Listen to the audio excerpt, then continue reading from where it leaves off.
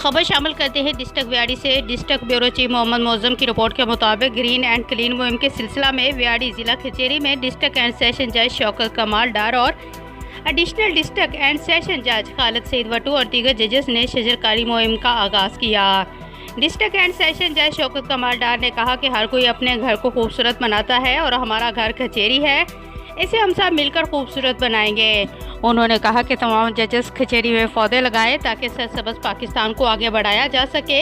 Additional district and session جج خالد سعید وٹو نے کہا کہ مملکت پاکستان بہت سی خوبیوں سے مالا مال ہے، اس مملکت کو خوبصورت بنانے کے لیے ہر کوئی پھلدار، پھولدار اور سایہ دار درخت لگا کر انسانوں کے ساتھ جانوروں کو بھی فائدہ بھی ہو سکے۔